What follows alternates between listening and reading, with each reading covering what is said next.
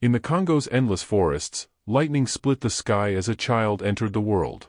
The elders whispered of an ancient prophecy, a roar shall silence thunder, and the leopard's child shall rise as king. Fear swept through rival chiefs, for they knew such a child would be unstoppable. To protect him, his mother hid him deep in the jungle, where no enemy dared to tread.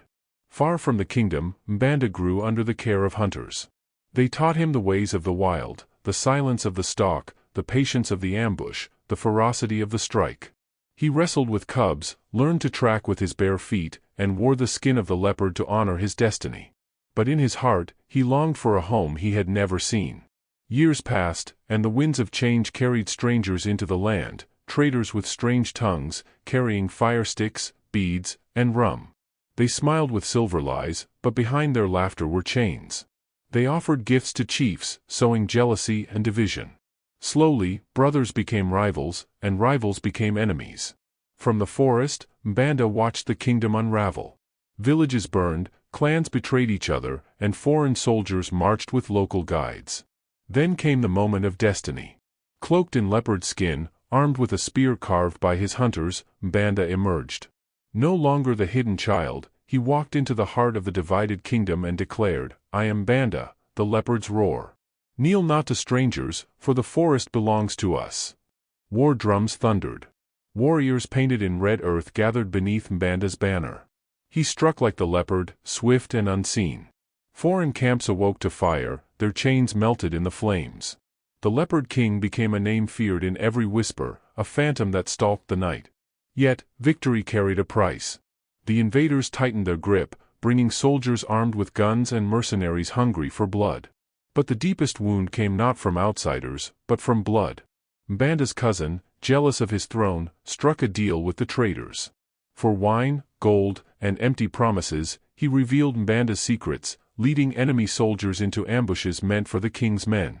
Brothers were slaughtered, clans scattered, and the Leopard King found himself surrounded by treachery. Captured in the chaos, Mbanda was bound in iron chains. The invaders paraded him as a trophy, the prophecy mocked, the king humiliated. But even in chains, Mbanda's spirit could not be broken. He roared, and the jungle itself seemed to answer, the cry of leopards echoing through the night. His people whispered, the king still lives. The prophecy is not broken. From exile and ashes, his loyal hunters rose once more. They struck like the forest itself, ambushing supply lines, burning slave camps, and cutting down traitors. The Leopard King was freed, his chains shattered. Cloaked once again in the spotted skin, he stood before his warriors. This time, he fought not for vengeance, but for survival, for the future of a kingdom teetering on the edge of oblivion. The last battle raged beneath thunder and fire. Mbanda fought with the fury of his prophecy, his spear breaking through steel and gunfire. His cousin, the betrayer, stood before him, blood against blood. With one strike, Mbanda could have ended him. Yet he paused.